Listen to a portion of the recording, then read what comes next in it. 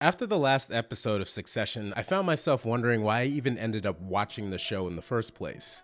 Make no mistake, I love it, but that's because it's right up my alley with other shows that I've liked over the years, like House of Cards, Billions, and even movies like Margin Call and Wolf of Wall Street. But the difference between those and Succession is it was word of mouth that brought me to even watch Succession in the first place. I mean, I didn't even start watching until about a month before the final season, and frankly, a couple episodes in, I didn't even like it. But with a lot of shows, I stuck it out to see where it would go, with the plan to leave after watching the first season. But to my surprise, it only got better and better to the point where I couldn't wait to see what would happen next. First off, in terms of production value, it's top notch. Succession is part of that peak TV group of shows that have cinematic values that look a lot better than most movies. On top of that, the writing is top notch and it matches the cinematography and the editing. There's a certain feel to some shots and conversations that make you feel like you're in the room listening, or in some cases even spying. And while things can move quickly at times, they move with intention,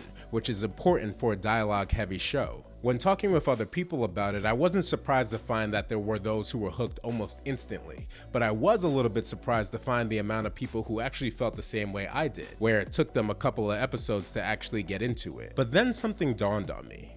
When I was originally told about Succession, the way it was described to me was, it's kind of like Game of Thrones, but in modern day business, which sounds absolutely ridiculous in theory, but when I dug a little deeper, it started to make sense. People who love HBO shows tend to compare them to other HBO shows, and it's like that for a lot of other networks as well, like Netflix and Amazon. Of course, networks love this and participated in it as much as possible because it helps keep consumers on their platform. So when Succession was described to me as a modern day Game of Thrones, of course I went to check out the first season's trailer, and honestly, the trailer did a pretty good job of pushing that claim. Let's think for a second.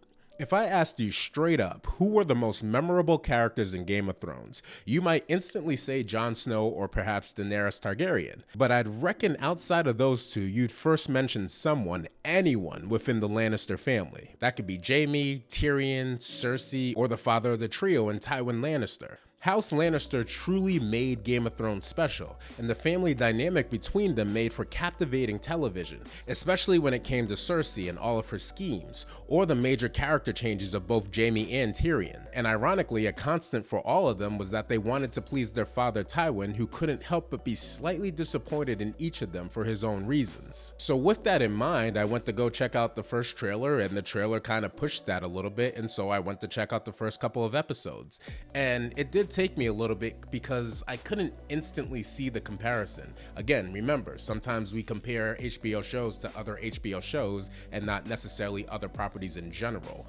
But like I said before, once I actually got in a couple episodes deep, I was in. And I think that's one of the interesting things about Succession's marketing. They had to gamify it a bit, create a who will win type of trailer, even though a lot of the show plays out much differently than just kids vying for their father's throne. But the goal is to pull you in and then keep you with the intrigue of the story, which isn't too dissimilar to what other shows like The Wire and Sopranos did. But one of the reasons why it may not have been as easy to see at first with a lot of people when it comes to Succession was because of the wealth. Now, to be fair, many shows display wealth, and tons of it, almost to a ridiculous degree. I've seen a lot of people who hate the show or haven't watched an episode claim things like it's just wealthy people being wealthy, and yes, on the surface, it might seem that way. But I also feel that those people aren't really looking into the story and what's going on underneath.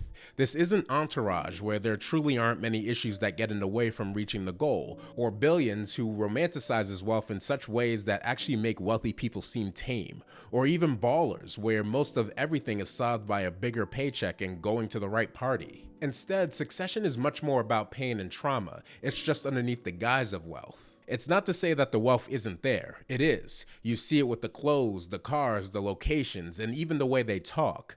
But there are serious problems underneath. A father's relationship with his kids, those kids' relationship with a world that's only ever been competitive and revolving around power and success, outside family members trying to claim their peace, abuse, traps, divorce, communication problems, and drugs. These people are living great lives, but they're not living great lives, if that makes sense. No, they'll never go hungry, but they will rarely experience actual happiness either. And that's one of the brilliances of the show to me, how they managed to portray all that wealth and success without ever really glorifying it in the way other shows do. Kendall is trying to get from underneath his father's shadow, but can't help but make mistake after mistake while going through a divorce and substance abuse.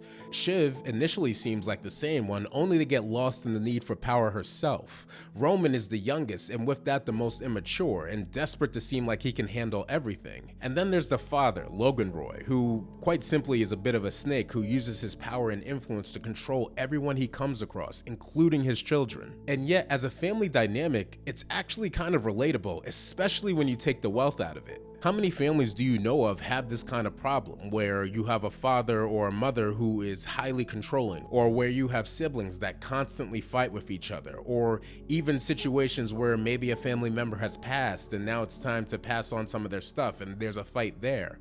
These are situations and stories that actually do happen in our everyday lives. It's just a little bit hard to see on the show at first because, once again, you have that wealth that kind of clouds everything. But after you get past that cloudiness, it's not hard to find yourself rooting for one of the characters or another. But that's the thing, you don't actually like these people, but the show still gets you to find a level of empathy for them.